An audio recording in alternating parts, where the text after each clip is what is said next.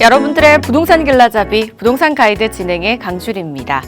서울시가 강남 3구와 용산구 일대를 토지거래 허가구역으로 재지정하면서 해당 지역의 아파트 투기 수요는 진정세를 보이고 있습니다. 하지만 아파트 시장이 숨고르기에 들어간 사이 수요자들은 규제의 사각지대에 놓인 이 비아파트와 경매, 보류지 등으로 좀 몰리고 있다고 하는데요. 토호재의 틈새를 노린 부동산 투자처, 어떤 전략으로 임해야 성공할 수 있을까요? 그 비법 저희 부동산 가이드와 함께 이야기 나눠보시기 바랄게요.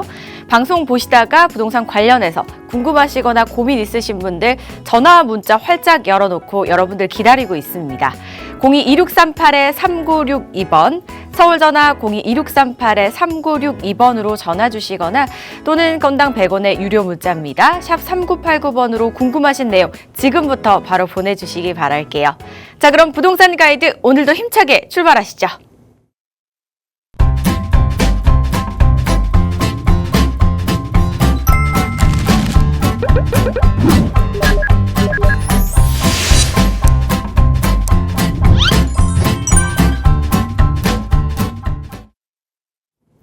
저희 부동산 가이드와 매주 화요일마다 함께 해주시는 화요일의 남자죠. 동산이용 부동산연구소의 박성일 팀장과 함께합니다. 어서 오세요, 팀장님. 안녕하십니까. 네, 시청자 여러분 반갑습니다. 동산이용 부동산연구소의 박성일 팀장입니다. 이곳 서울은 벚꽃이 지금 계속 피고 있습니다. 이번 주 말이면 아마 만개하지 않을까 이렇게 생각이 드는데요. 저는 지난주에 공원에 잠깐 들러서 그 꽃들을 한번 구경을 해보고 왔는데 좀 뒤숭숭한 그런 마음들이 꽃을 보니까 좀 이제 나아지는 것 같더라고요. 시청자 여러분들께서도 시간 꼭 내셔서 주변에 이제 꽃 잔뜩 핀 그런 공원들을 한번 산책하시면서 마음의 여유를 좀 가지셨으면 좋겠습니다. 아울러 방금 강주리 아나운서께서 말씀해 주신 것처럼 비아파트, 경매, 보류지 이런 물건들에 관심을 많이 갖고 계십니다. 특히나 이번 주부터였죠. 어제부터 시작된 메이플자이, 서초구 잠원동에 위치한 이 메이플자이의 보류지 매각 공고가 떴습니다. 그래서 월요일부터 지금 신청 받고 있으니까요. 관심 있는 분들 같은 경우에는 해당 내용을 참고하셔서 알아보시면 더욱 좋을 것 같습니다. 오늘도 양질의 강의 준비했거든요. 끝까지 시청해 주시면 감사하겠습니다. 네, 오늘 강의도 많은 분들께서 기다리고 계실 텐데요. 잠시 후에 저희 이어가 보고요. 그 전에 먼저 또 직접 오프라인에서 팀장님과 이야기도 나눠볼 수 있고 의견 들어볼 수 있는 자리 있잖아요. 어떤 자리인지 이야기해 주시죠. 네, 저희 동산이용 부동산 연구소에서는 매주 목요일 오후 2시에 세미나를 개최하고 있습니다. 계속해서 강조드리는 것이 재개발 투자와 관련된 내용인데요. 이 재개발, 재건축 같은 경우에는 정비사업이라고 불리기도 하죠. 이 정비사업은 뗄래야 뗄 수 없는 그런 사업 중에 하나입니다. 그 주택을 공급하는 데 있어서요. 이 공급하는 부분에 있어서 가장 수혜를 얻을 곳이 바로 재개발지이기 때문에 가장 적은 금액으로 가장 큰 파일을 얻을 수 있는 그 해당 지역들 소개해드리고 있으니까 많은 관심과 참여를 부탁드리겠고요. 또 특히나 저희 세미나 그 갈무리에 항상 개인 상담 도와드리고 있습니다. 부동산 관련해서 궁금하신 점이나 아니면 문제 해결이 필요하신 부분들까지도 설명을 드리고 있으니까요. 시청자 여러분들 꼭 이번 주 목요일 오후 2시에 시간 내셔서 와주시면 감사하겠습니다. 네, 날씨가 풀리면서 많은 분들이 참석한다고 하시더라고요. 꽃놀이 가시는 길에 또 한번 들려보시면 어떨까라는 생각이 들었습니다. 문의사항은요, 02-2638-3962번과 샵 3989번으로 연락 주시면 되겠고요. 그리고 저희 방송 중에도 상담 도와드리고 있습니다. 궁금하신 부분이나 해결되지 않는 부분 있으시다면 02-2638-3962번과 샵 3989번으로 연락 주시기 바랄게요. 저희는 그럼 강의 순서 바로 넘어가 보도록 하겠습니다. 지난주 금요일이죠. 이제 탄핵 선고가 나왔습니다. 그렇기 때문에 많은 분들이 부동산의 향방에 대해서도 궁금해하실 것 같아요. 팀장님 좀 어떻게 예측하시나요? 좀 많은 자료 들고 오셨다고 들었거든요. 하나씩 만나볼게요. 네, 지금 부동산 투자자분들이라든지 아니면 부동산에 관심이 많으신 분들 같은 경우에는 이 부동산 시장의 향방이 어떻게 갈 것인가 이런 것들에 대해서 궁금함이 좀 많으실 것 같고요. 특히나 방금 말씀드린 그 부동산 투자자분 외에도 일반적인 시민들의 그런 시선에서 과연 이 부동산 시장 어떻게 변모할 수 있을까 이런 것들 관심 많이 갖고 계신 걸로 알고 있습니다. 콘텐츠가 그렇게 많이 나온 편도 아니고 특히나 이제 그 전문가마다 각 시각이 다르기 때문에 어떤 시각에서 살펴봐야 되는지도 오늘 시간 통해서 안내를 도와드릴 수 있을 것 같고요. 특히나 제 개인적인 의견이나 그런 부분들도 같이 이제 넣어서 설명을 드리도록 하겠습니다. 탄핵이 지난주에 그 대통령 파면으로 그렇게 결정이 나게 된 상황입니다. 특히나 이 문영배 헌법재판소장 권한대행이 파면 선고를 한 이후에 굉장히 이제 몇 시간 동안 뭐 문제가 생기는 거 아닌가 노심초사했던 분들이 굉장히 많으셨던 것 같아요. 이러한 상황을 이제 어느 정도 정리한 상황 속에서 제가 이제 탄핵 선고 이후에 어떤 그 상황이 벌어질 것인가에 대해서 정리를 좀 해봤습니다. 일단 뭐 간략하게 정리를 해봤습니다. 향후 일정에 대해서 설명을 드리자면 선고가 지난주 금요일에 났습니다. 인용으로 그 선고가 나게 되었고요. 여기서는 이제 예정이라고 되어 있는데 오늘 확정이 났죠. 대선일이 확정이 나서 6월 3일 장미 대선으로 정리가 되는 걸로 그렇게 이야기가 나오게 됐고요. 특히나 이 대선 후보의 등록 시점이 언제냐라고 했을 때 5월 10일부터 11일까지 정리가 되는 걸로 그렇게 얘기가 나왔습니다. 특히나 이 선거운동 개시가 12일부터 6월 2일까지입니다. 약 3주간 진행이 될 것으로 예상이 되고 있고 이 기간 동안 부동산 시장이 어떻게 바뀔지는 아무도 예측할 수 없습니다. 왜냐? 뒤에서 계속 설명을 드리겠지만 정책적인 부분이 가장 큰 영향을 미치게 될 것이거든요. 그렇기 때문에 이 캘린더를 한번 쭉 살펴보셔서 어떻게 이루어지겠구나 이런 거를 머릿속에 인지를 하고 계시면 더욱 좋을 것 같습니다.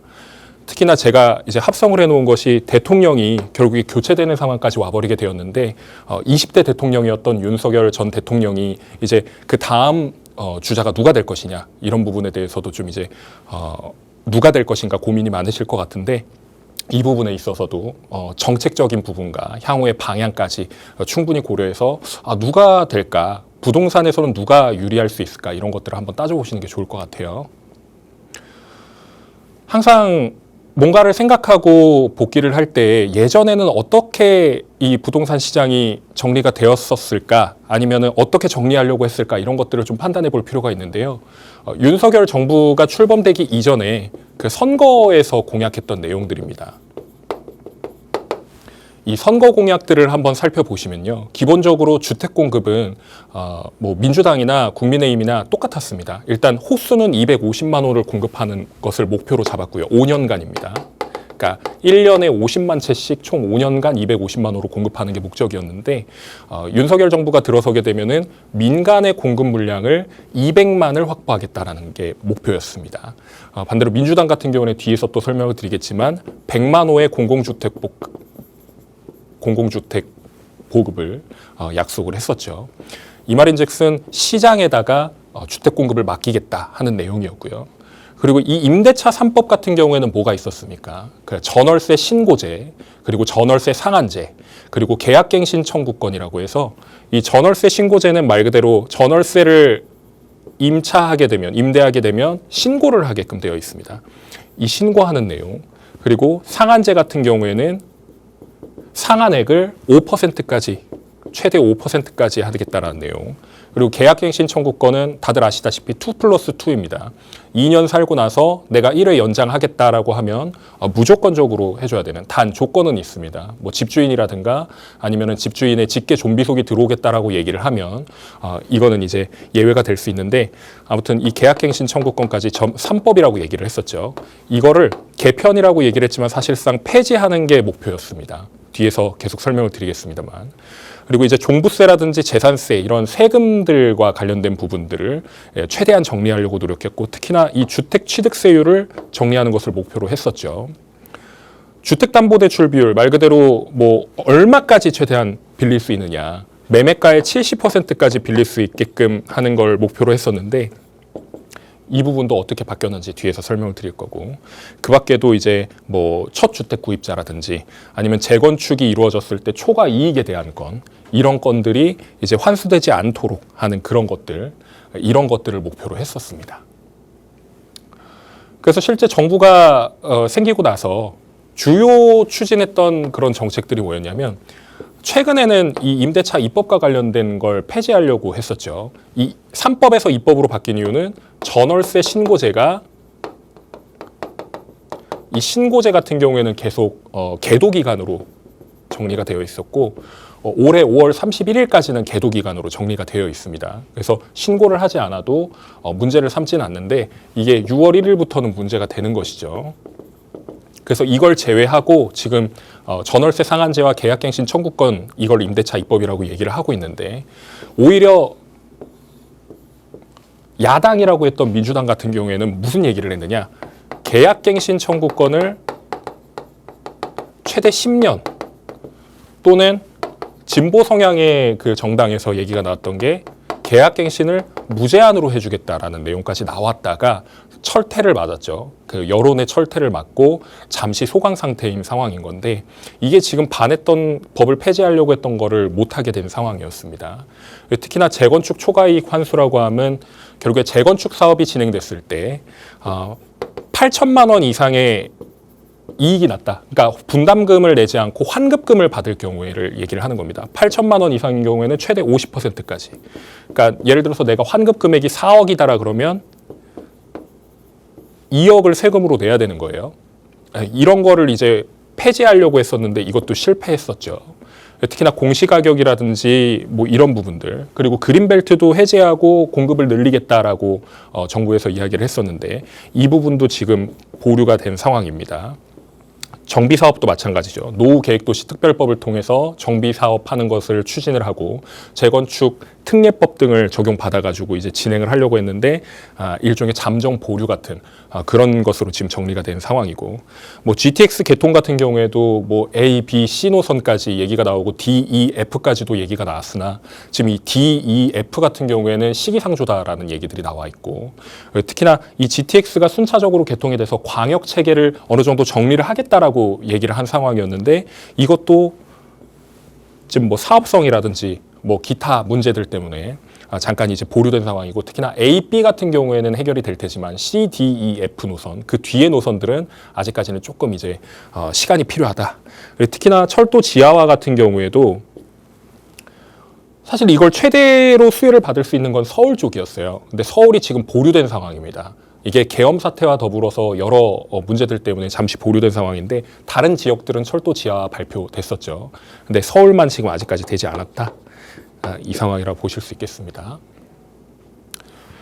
그래서 지금 지난 대선에 주요 정당별로 정책이 뭐였는가를 정리를 해봤어요. 이 순서는 국회 의석수 기준으로 정리를 해놨으니까 오해 없으시길 바라겠습니다. 먼저 더불어민주당에서 어떤 정책을 하겠다라고 이야기를 했었냐면 공공주도, 그러니까 민간 주도가 아닌 겁니다. 그러니까 공공에서 직접 주도해서 공급을 확대해 나가겠다. 이런 것들이 공급 정책에 담겨져 있었고 특히나 이 역세권 그리고 국공유지를 활용해서 개발하는 것을 목표로 했었습니다. 특히나 이 청년주택의 강화라는 내용은 그 청년층이 지금 주거 불안정에 겪고 있잖아요. 뭐 전월세라든가 이런 것들이 좀 많이 비싸지기도 했고 또 이제 뭐 돈을 버는 것에 있어서 좀 어려움을 겪고 그런 것들 때문에 이 청년주택을 강화하겠다라고 얘기를 한 건데 사실 저는 이 부분에 있어서는 청년뿐만 아니라 중장년층에서도 이런 문제들을 겪는 분들이 분명히 계실 거거든요.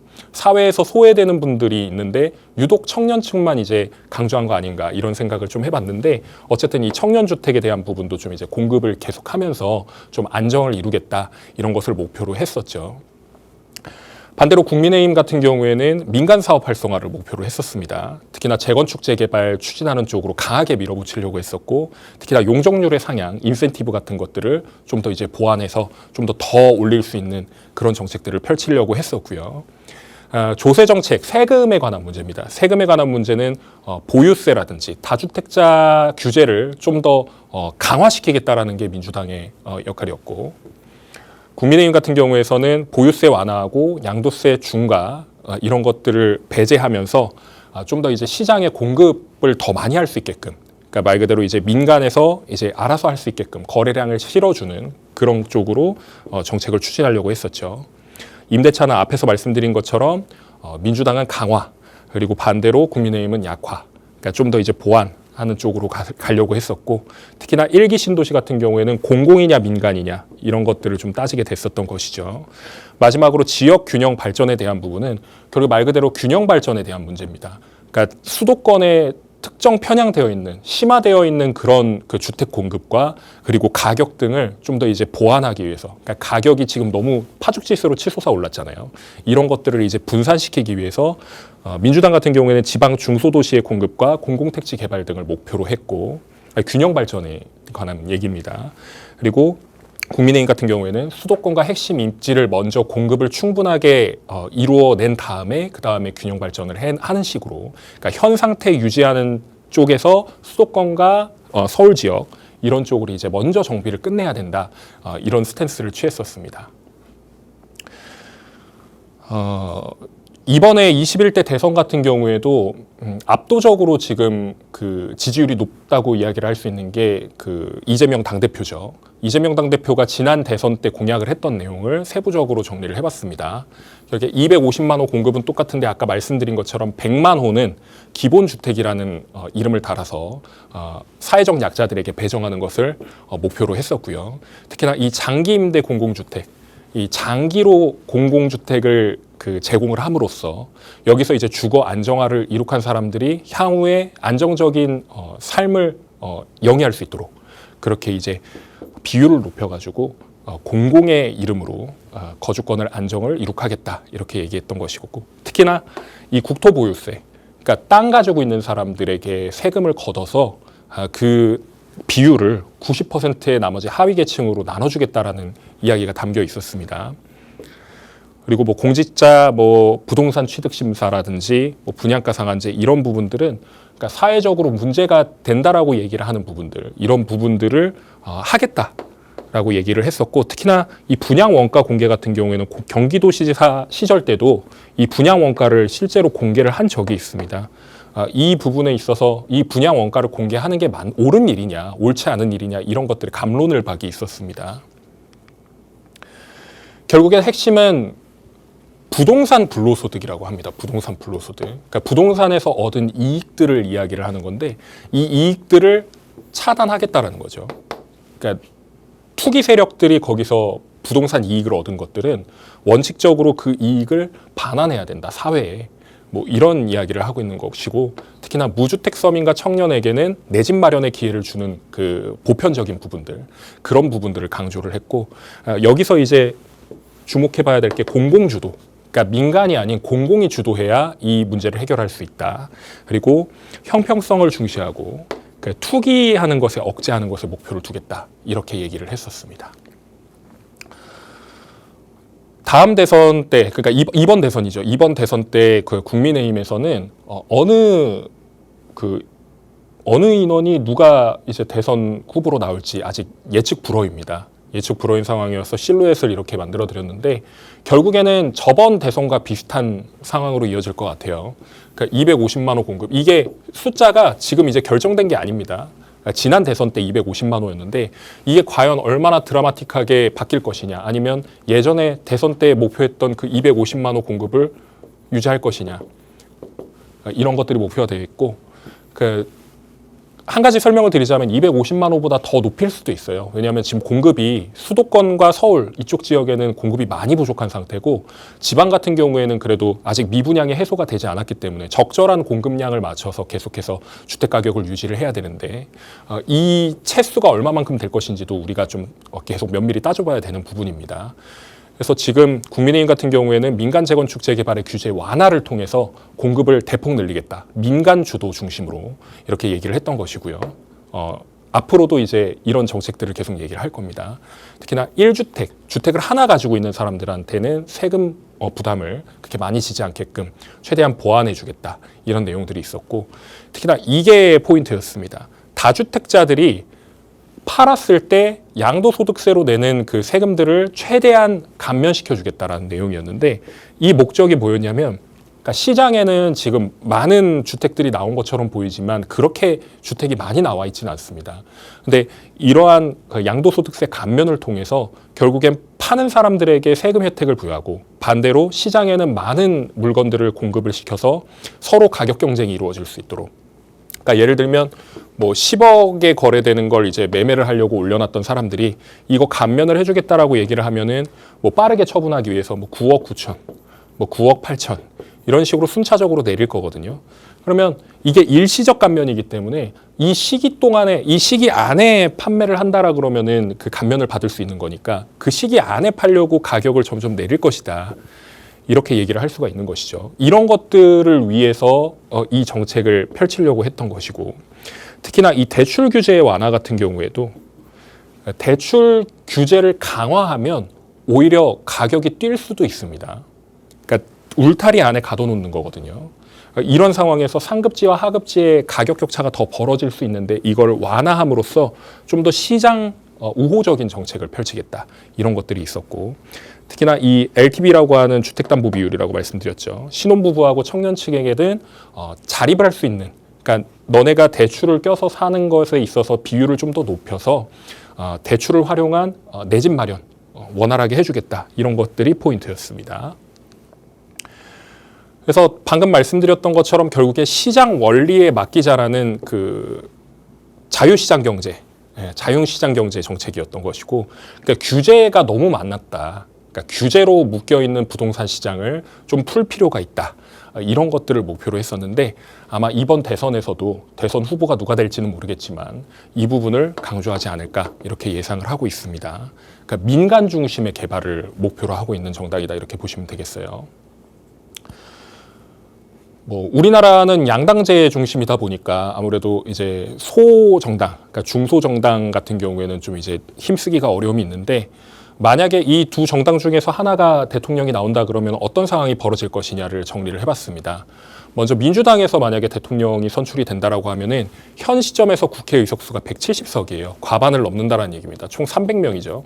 300에서 170석을 가지고 있고, 특히나 야권에서는 플러스 알파 숫자를 가지고 있기 때문에 대부분의 법안은 통과시킬 가능성이 매우 높다. 그래서 추진 동력 같은 경우에는 이미 확보가 되어 있는 상황입니다.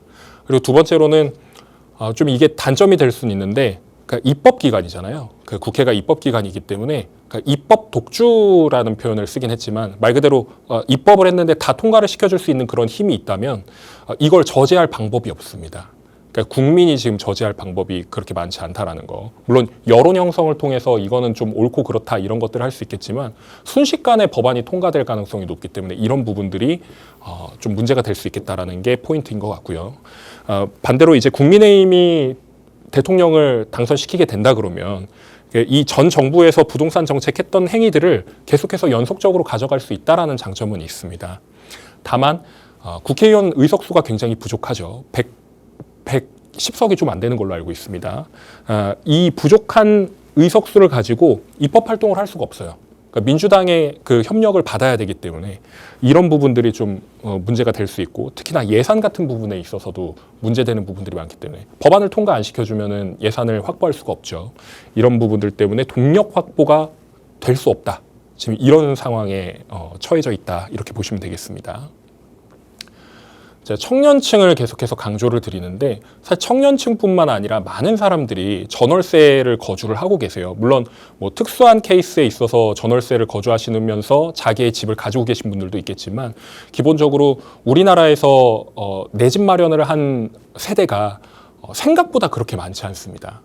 생각보다 그렇게 많지는 않은데, 제가 예전 방송에서 항상 말씀을 드렸던 게 내 집 마련에 대한 욕구는 거의 90%에 육박합니다. 국민의 10명 중 9명이 내 집 마련을 해야 된다는 생각은 가지고 있다는 거죠. 그런데 지금 전월세 가격이 굉장히 가파르게 올라가고 있는 상황이고, 오늘자 뉴스에서 이야기 나오는 것들이 뭐냐면 뭐 홍콩이나 유럽 아니면 미국 이런 것들의 전월세 가격을 따라갈 것이다, 쫓아갈 것이다, 이런 얘기들이 많이 나오고 있어요. 그러면 이 전월세 가격이 올라가게 되면 어떤 것에 영향을 주느냐, 결국에 집값에도 영향을 주게 됩니다. 집값 잡으려고 지금 수요와 공급에 대해서 논하고 있는데, 이 집값이 계속해서 파죽지세로 올라가게 되면 우리나라는 거주권 불안정뿐만 아니라 거기서 파생되는 문제들까지도 염려를 해야 된다, 이런 상황이라 보시면 되겠어요. 특히나 미국 경제를 신경을 안 쓸래 안 쓸 수가 없습니다. 미 연준 의장이죠. 그러니까 제롬 파월 의장이 지금 기준금리의 인하에 대한 부분을 이야기를 해야 되는데 지금 약간 보류된 상황입니다.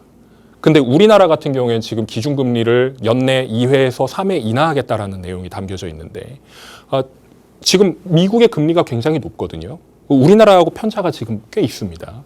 근데 이런 상황 속에서 기준금리 인하를 안 하는데 우리나라 금리는 인하를 한다. 나중에 어떤 상황이 벌어질지 아무도 예측할 수가 없습니다. 특히나 우리나라 같은 경우에 경제 성장률이 지금 1%대까지 떨어져 있는 상황이거든요. 1.4% 정도라고 얘기를 하죠. 근데 이 경제 성장률은 예전에 굉장히 높았단 말이에요. 높았던 나라가 계속 점점 이렇게 떨어지고 있는 상황인데 금리까지 낮춰버린다. 금리를 낮춰가지고 경제 부흥을 하면 좋은데 그럴 수 없는 상황이 여러 가지가 있다. 이런 것들을 좀 따져보셔야 되고 특히나 최근에 나스닥이 폭락하고 나서 1경이 사라졌다고 합니다. 1경. 만조예요, 만조. 그러니까 상상할 수 없는 금액입니다. 이 1경이라는 금액이 폭삭 주저앉았는데 이걸 다시 회복하는데도 미국에도 문제가 있겠죠. 그러니까 미국 우선주의, 자국 우선주의를 지금 채택하고 있는 미국 입장에서 그런 상황이 벌어지고 있는데 경제에 대한 부분까지도 지금 경착륙을 하는 상황이었던 것처럼 보이는데 지금 계속 이제 꼬꾸라지고 있는 상황이니까 이런 부분들도 염두에 두셔야 된다. 이런 것들을 말씀드리겠습니다.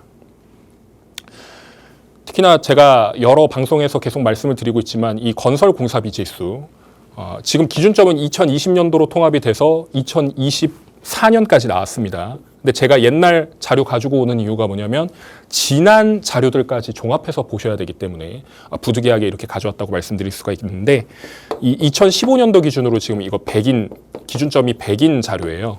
이 100인 자료를 왜 가져왔냐면 15년 기준으로 지금 건설공사비 지수가 약 50% 이상 상승을 했다라는 겁니다. 그러니까 50이 상승했다라는 거예요. 그러니까 50, 100, 150.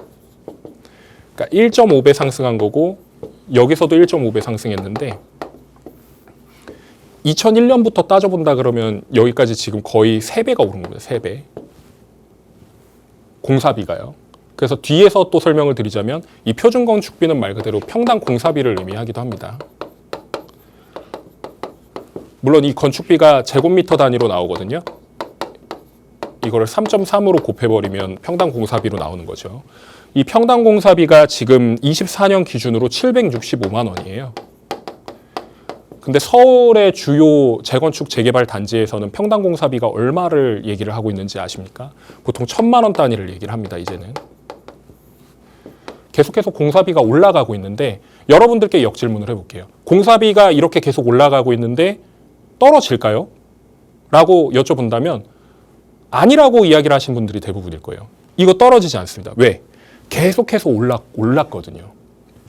근데 여기에 녹여져 있는 게 원자재 값, 노동력 이런 것들인데 지금 이거는 내려갈 기미가 보이지 않고 있습니다. 이거 내려간다고 하더라도 이게 지금 올라가고 있잖아요. 그리고 짜장면 값하고 비율을 항상 강조를 드리는데 짜장면 값 한 번도 떨어진 적이 없었습니다. 계속해서 올라가고 있어요. 짜장면 값은 우리나라에서 관리 품목으로 지정한 것 중에 하나입니다. 경제와도 연관되어 있기 때문에 짜장면 값을 항상 매년 확인을 하는데 걔나 얘나 똑같은 거예요. 지금 둘 다 올라가고 있다는 얘기입니다. 떨어지지 않고. 이런 것들을 항상 머릿속에 기억을 하시면 좋을 것 같고요. 지난 방송 때도 말씀을 드렸던 건데 얘가 서울 강북과 위쪽은 이제 강남의 아파트 가격입니다. 그 녹색선 기준으로 플러스 2억, 마이너스 2억 기준으로 보시면 되는데 빌라 가격은 한참 아래에서 이제 바닥을 기고 있는 형국이거든요. 근데 아파트 가격은 녹색이라고 말씀드렸잖아요. 이 녹색선 같은 경우에는 계속 파죽지세로 올라가고 있습니다. 우상향 하듯이요. 그 실제로 보면은 올라갔던 그 시기들을 보시면은 아 얘가 진짜 올라갔던 시기였지라고 이렇게 보실 수 있는데 지금 보시면 아시겠지만 22년도와 25년도 지금 현 시점 기준으로 22년의 최고점을 지금 돌파한 상황입니다. 물론 제가 밑에 이제 선을 그려놨지만 이 아랫선 있잖아요. 이 아랫선의 강북 가격 같은 경우에는 아직 전고점을 돌파하지 못했단 말이에요. 그러니까 이런 상황 속에서 상급지와 하급지의 가격 격차가 계속해서 이루어지고 있는데 과연 이 부분도 어떻게 해결될 것이냐. 새로운 정부가 탄생했을 때 과연 이 문제가 해결될까요? 이런 질문들도 드렸을 때 여러분이 어떤 해답을 내리시기보다 어떻게 되겠지 이런 것들을 이미지네이션 해보시면서 좀 상상을 해보시면서 생각을 해보실 필요가 있다. 근데 단기적으로는 저는 이 문제가 해결되지 않을 거라고 보고 있습니다. 왜? 아직까지도 진정이 안 됐거든요. 지금 시장에서 상급지 시장들은 잠깐 위축되어 있는 것처럼 보이지만 약간 그냥 지켜보는 거예요. 뜸들이기 상황입니다. 실제로 보시면 제가 이걸 그 그림으로 한번 표현을 해봤는데 시장의 열기가 굉장히 뜨거웠습니다. 지금도 좀 뜨겁긴 해요. 그 재건축 중심으로 하는 성수라든지 여의도, 목동, 압구정, 아벼목성이라고 얘기를 하잖아요. 이쪽에 매물이 씨가 말랐습니다. 그리고 계좌라고 얘기를 하죠. 계좌를 주느냐 안 주느냐. 계좌를 안 준다고 합니다. 왜? 계속 오르니까. 그러니까 조금 더 있으면 한 몇 억 더 오르니까. 불과 한 몇 개월 사이에 막 10억이 올라버리고 지금 이런 상황이에요. 그러니까 이 지금 열기가 계속 퍼져나가다가 토지거래허가구역으로 묶인 상황이지 않습니까? 9월 30일까지입니다. 서울에 9월 30일까지 묶여있는 상황인데 이거 미리 풀어주지 않아요. 이 기간 동안은 묶인다는 말이죠. 그러면 이 시기까지 어디로 가느냐?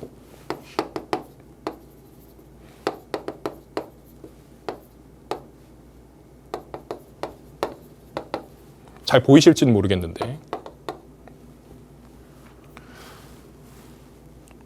뭐 동작이 됐고 마포, 성동, 광진 이런 쪽으로 퍼져나갈 거예요. 지금 이미 퍼져나갔습니다. 퍼져나갔는데 눈에 안 보일 뿐이에요. 그러니까 신문기사에서도 그렇게 얘기를 하고 있지 않습니다. 근데 여기 지금 파란 선들 보이시죠?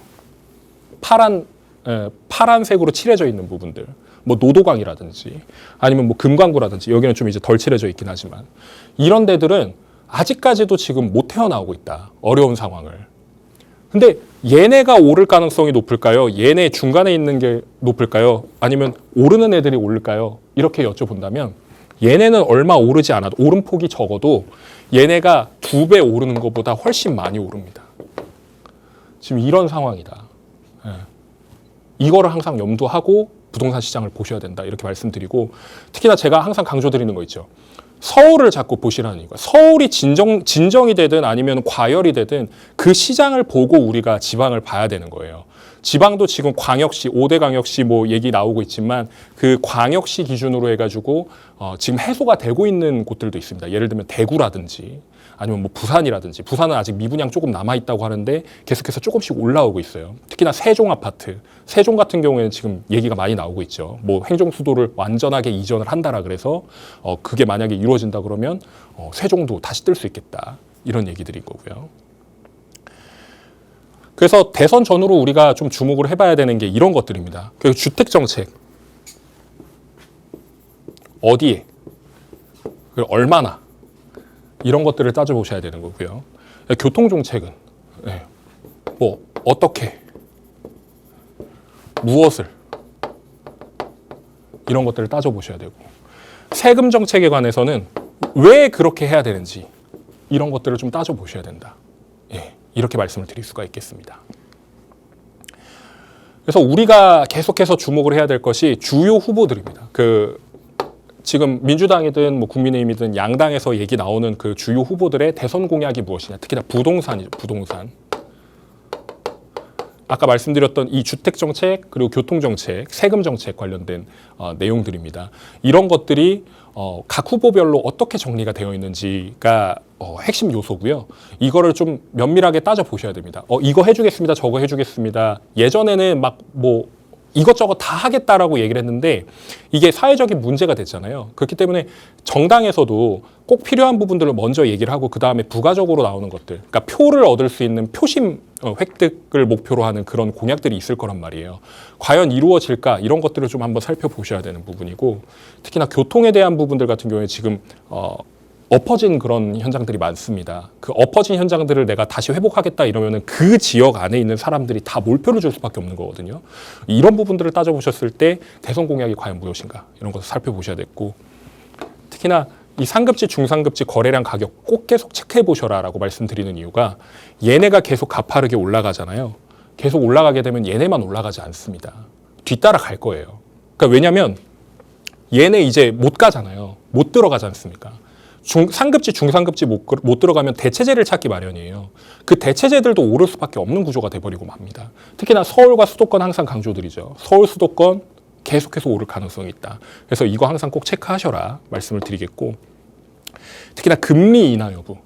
금리가 낮아지면 지금 뭐 7월에 스트레스 DSR 뭐 올라간다 이 얘기가 있지만, 이 금리가 낮아지게 되면 그만큼 그 대출에 대한 부분이 좀 이제 완화가 되는 거예요. 그러니까 기준은 좀 높아졌지만 금리가 낮아졌기 때문에 더 받을 수 있는 겁니다. 금액을.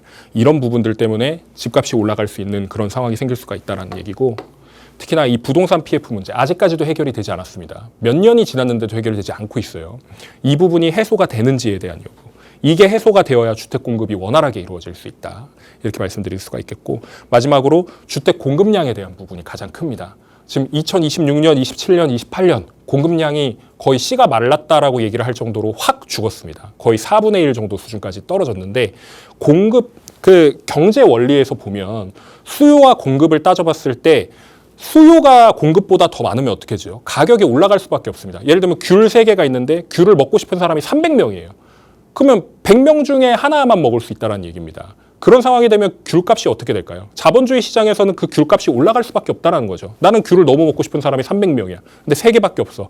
그럼 원래 1,000원에 팔던 게 10,000원이 될 수도 있고 30,000원이 될 수도 있고 50,000원이 될 수도 있다는 얘기예요. 물론 극단적으로 이렇게 비유를 해드렸지만 그런 가능성도 배제할 수 없다. 이렇게 말씀드릴 수가 있겠습니다. 결국엔 단기적으로 오를 수밖에 없는 부동산 시장 구조입니다. 이 공급량 부족은 방금 말씀드렸지만 이 부분을 지금 단기간에 해결할 수 없는 구조예요. 그래서 나중에 누가, 그러니까 지금 21대 대통령이 누가 되었던 간에 이 공급량 부족을 해결하려고 노력은 하겠지만 단기간 상승은 막을 수가 없다. 물론 규제나 이런 것들로 억누를 수는 있겠지만 이게 나중에는 터진 상황이 될 수밖에 없다라는 말씀을 드리고, 특히나 이 똘똘한 채의 선호도는 원래부터 있었지만 더욱 높아질 것이다.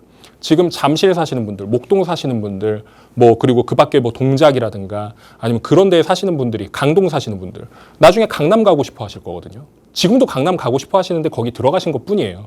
나중에 강남 어떻게 들어갈까? 언제 들어갈까? 이런 것들이 지금 남아 있는데 이게 계속 증가할 겁니다. 결국에 목표치가 뭐 압구정이나 반포나 이런 곳들이기 때문이에요. 비정상적인 급지별 가격차 지금 굉장히 차이가 많이 난다고 말씀드렸습니다. 이 가격차 해소하기 위해서는 어떻게 되느냐? 공급을 많이 늘려야 되는데 단기적으로 이 공급을 할 수 있는 그런 상황이 아니에요. 뚝딱 지어가지고 막 뭐 불과 몇 개월 만에 만드는 빌라가 아닙니다. 굉장히 많은 공급을 이뤄내려면 아파트라든지 뭐 지금 얘기 나오고 있는 뭐 도시형 생활주택이라든지 뭐 이런 것들이 대안이 될 수는 있겠지만 누가 지금 도시형 생활주택에 살고 싶어 하나요? 다들 아파트 살고 싶어 하는데 아파트 공화국이지 않습니까, 우리나라는. 이런 부분들 때문에 가격차가 벌어져 있는데 이 가격차도 무시를 할 수 없다. 아까 말씀드렸던 것처럼 이 가격차가 더욱 폭은 넓어지겠지만 이거 따라가려고 노력하는 그런 부분들이 보일 것이다. 대체제를 찾는다고 말씀을 드렸으니까요.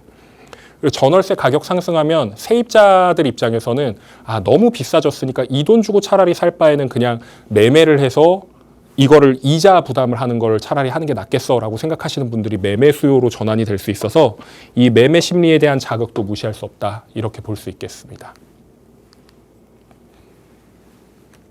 네, 정당별로 이제 부동산 정책을 어떻게 냈었는지 비교를 해봤고요. 또 이번 선거에서 어떤 공약을 꺼낼 가능성이 높은지에 대해서 하나씩 한번 짚어봤습니다. 서로 다른 정책을 펴고 있는 만큼 이제 어떤 전략들을 좀 생각을 미리미리 해놓으셔야겠다라는 생각이 들었는데요. 대선 지금 얼마 안 남았습니다. 여러분 미리 조금씩 준비를 해보시면 어떨까 싶습니다. 지금 대선 전후로 주목해야 될 부분들 다시 한번 저희가 화면을 통해 보내드리고 있습니다. 잘 살펴보시고요. 이 중에 이제 부동산 관련된 내용들이 참 많고 이제 내 집 마련이 내 집이 아직 없으신 분들 또는 내 집 마련을 계획하고 있거나 한 채를 더 늘리고 싶어 하시는 분들 다양하실 거예요. 그래서 어떻게 전략을 짜야 될지 좀 궁금하시잖아요. 근데 내가 전략을 짜다가 분명히 혼자 막히실 때가 있거든요. 그래서 어떤 선택지가 현명한 선택지인지 전문가와 함께 이야기 나눠보시고 싶다 하시는 분들을 위한 자리가 마련이 되어 있습니다. 목요일 오후 2시에 공덕동 임금 인근에서 진행이 된다고 합니다. 지금 서울에서 한창 진행이 되고 있는 정비 사업에 관해서도 이야기 나눠보실 수 있고요. 앞으로 나에게 맞는 전략은 어떤 전략인지도 한번 이야기 나눠보시기 바랄게요. 궁금하신 사항은요. 02-2638-3962번과 샵 3989번으로 연락 주시면 되고요. 그리고 또 상담 원하시는 분들 역시 같은 번호로 연락 주시면 되겠습니다. 저희는 강의하는 동안 들어온 문자 한번 살펴보도록 할게요. 첫 번째로 9225님께서 보내주신 내용인데요. 요즘 많은 사람들이 부동산 투자처로 재건축보다는 재개발에 관심을 두고 찾는 것 같습니다. 부동산 상승장이 다시금 돌아오게 되면 다소 불안한 재개발 투자보다는 재건축 투자가 더 안전하지 않나요? 공사비도 계속 오르고 여러 재개발지에서 발생하는 공사 중단 이야기가 또 눈에 띄는데요. 그럼에도 불구하고 왜 재개발 투자를 추천하시는지 궁금합니다. 라고 보내주셨는데요. 이거는 진짜 정말 부동산을 보고 계시는 분들, 많은 분들이 좀 공감하실 내용 같아요, 팀장님. 사실 뭐 재건축과 재개발 각각 장단점이 있겠지만 이런 질문에 대해서는 우리가 어떻게 좀 생각을 해볼 수가 있을까요? 네, 일단 재건축이든 재개발이든 둘 다 똑같은 정비 사업입니다. 근데 왜 재개발을 추천을 드리냐면 결국에는 돈이 적게 들어요. 그러니까 이 말씀은 뭐냐면 투자를 한다고 하더라도 아니면 내가 실거주를 한다고 하더라도 거기에 들어가는 그 금액이 적기 때문입니다. 뭐 상급지는 좀 다르지 않냐 이렇게 말씀하실 수 있는데 사실 상급지도 똑같습니다.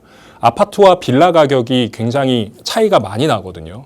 특히나 강남 안에서는 뭐 서초나 뭐 강남 같은 경우에는 뭐 34평 기준으로 뭐 거의 평당 2억으로 호가하는 데에 반해서 뭐 빌라 같은 경우에는 그거의 4분의 1 수준밖에 되지 않거든요. 뭐 많게는 5분의 1, 6분의 1까지도 가게 되어 있습니다. 그렇기 때문에 이제 이 말씀을 드리는 건데 재건축이나 재개발이나 똑같은 사업이에요. 그러니까 정비 사업인데 뭐가 차이가 있냐면 재건축이라고 하는 것은 아파트를 아파트로 바꾼다라고 얘기를 하죠. 근데 단 예외는 있습니다. 뭐 방배동이라든가 아니면은 뭐 기타 그런 재건축 현장에서 인프라가 충분히 갖춰져 있는 곳이라고 하면 그런 곳들은 이제 예외가 될 수는 있겠지만 기본적으로 재건축은 아파트에서 아파트를 만든다라는 행위인 거고요. 재개발 같은 경우에는 빌라에서 아파트를 만드는 행위죠. 물론 이것도 예외는 있습니다. 뭐 성수동 같은 경우에는 안에 아파트가 있다거나 뭐 한남동 같은 경우도 그렇고요. 뭐 아파트가 있는 것들을 이제 같이 통합을 해가지고 그 재개발을 하기도 하는데 포인트는 뭐냐면 내가 재개발을 통해서 아파트를 가질 수 있느냐 아니면 재건축을 통해서 아파트를 가질 수 있느냐의 차이인 거거든요. 재건축을 통해서 아파트 받으시는 분들은 보통 뭐냐면 여기에 원래 살고 계셨던 아파트 거주민분들이나 아니면 진짜 그 아파트가 특출나서 갭 투자를 통해서 가지고 계신 분들 아니면 예전에 그런 시대가 있었어요. 지금 다 기억하실 테지만 지금은 막 몇 억씩 투자를 해야 얻을 수 있는 그런 아파트들이 전세가율이 막 80%, 90%씩 막 이렇게 붙다 보니까 1억도 안 되는 돈을 가지고 갭 투자를 해서 지금 가지고 계신 분들도 있을 거란 말이에요. 이때 당시에는 당연히 재건축이 재개발보다 좋았죠. 그때 당시에는 당연히 재건축을 가는 게 맞았습니다. 그게 아니라 그러면 사실 재개발 같은 경우에는 이게 뭐 전세 사기 문제가 일어나기도 했지만 거의 갭이 없었죠. 거의 갭이 없었기 때문에 이때도 돈 있는 분들이 이렇게 많이 하셨었고 여기는 돈이 그래 상대적으로 좀 이제 없는 분들이나 아니면 여러 개를 가지고 갈래 욕심 있는 분들이 재개발을 많이 찾으셨었습니다. 근데 이런 것들을 우리가 생각을 해보면 지금 상황에서 지금 1억 갭 투자할 수 있는 아파트 단지가 몇이나 있겠느냐 이런 거를 따져보셔야 된다는 거죠. 1억으로 할 수 있는 데라 그러면 다 지방으로 나가야 됩니다. 그러니까 외곽 지역, 서울의 외곽 지역이나 외곽 지역도 없어요. 서울은. 경기도 외곽 지역. 그리고 경기도 안쪽 지역에 좀 낡은 구축인데 용적률이 굉장히 높은. 그러니까 사업성이 떨어지는 이런 곳들을 선택할 것이냐의 문제. 아니면은 재개발 똑같은 금액으로 재개발 지역을 간다 그러면은 여기는 더 급지가 올라가거든요. 급지가 올라가고 분담금을 물론 더 낼 수는 있습니다. 근데 과연 이 분담금을 납부하고서 내가 얻을 수 있는 파이가 얼마만큼이냐 따져봤을 때 지금 현 시점에서는 재개발이 재건축보다 유리하기 때문입니다.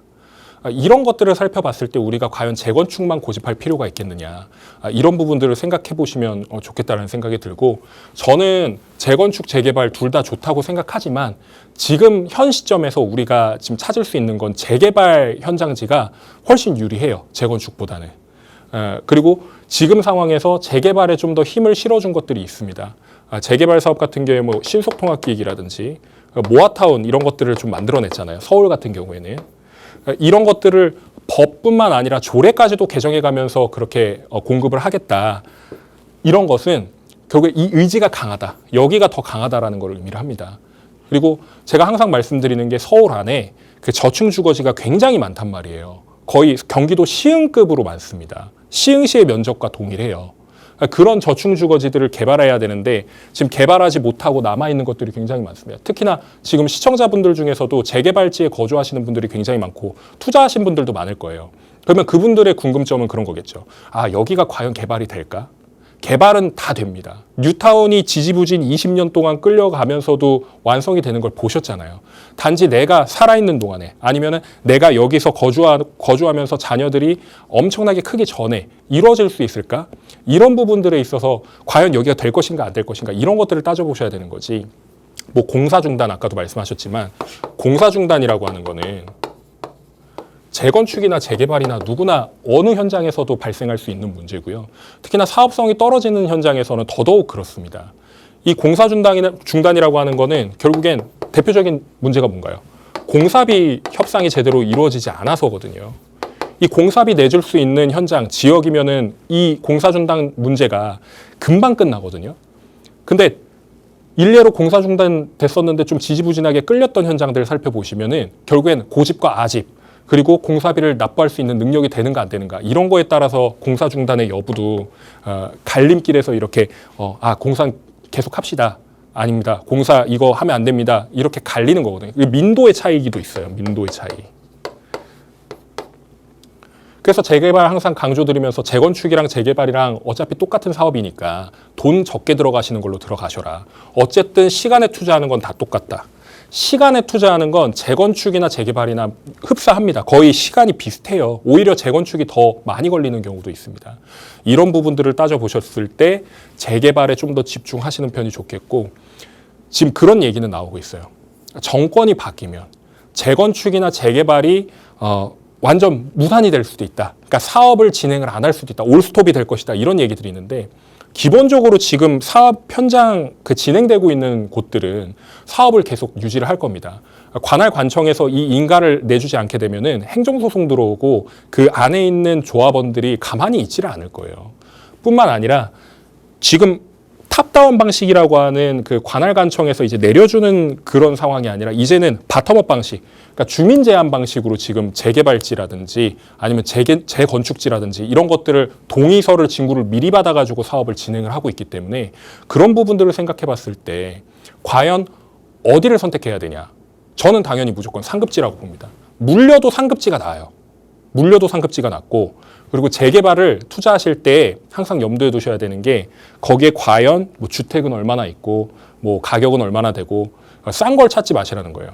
될 곳을 먼저 찾으셔라. 될 곳 먼저 찾고 그 다음에 싼 거를 찾든 아니면은 여기가 좀 많이 저평가되어 있네 이런 것들을 찾든 그걸 내가 못 찾는다라 그러면은 당연히 부동산 전문가랑 상담을 하셔야 되는 게 맞습니다. 이번 주 목요일 오후 2시에 재개발과 관련된 세미나도 진행을 할 계획이니까 관심이 있으시면 신청 부탁드리겠습니다. 말씀을 들어보니까 아파트에서 아파트가 되는 것보다 빌라에서 아파트 되는 것이 비용적인 측면도 그렇고 여러 기회들이 좀 많은 것 같은 그런 느낌이 들었거든요. 이 기회를 잡으면 또 가만히 있어서 굴러 들어오지 않잖아요, 팀장님. 어떻게 하면 될까요? 네. 좀 생각의 전환이 필요합니다. 왜냐하면 돈을 버는 것에 있어서 과연 내가 얼마만큼의 돈을 버는 것인가도 중요하죠. 중요한데 과연 내가 가지고 있는 금액으로 얼마만큼 불릴 수 있을 것이냐. 그리고 어디가 가장 좋은 선택이냐. 이런 것들을 선택하는데 고민이 많으실 겁니다. 저희가 대안을 여러 개를 마련을 해드리거든요. 그럼에도 불구하고 결정을 못 하시는 분들도 계세요. 근데 지금 방송을 시청하고 계신 분들도 지금 어떻게 보면 선택하시는 것에 좀 문제가 있으실 수 있는 것 같습니다. 그런 선택하실 수 있게끔 정확한 선택을 하실 수 있게끔 도와드리는 게 저희의 임무이자 책무이기 때문에 이번 주 세미나에 꼭 참석하셔서 그런 고민들 타파하실 수 있는 시간 되실 수 있도록 저 동산형 부동산 연구소의 박성일 팀장도 노력할 테니까 꼭 참석해 주시길 바라겠습니다.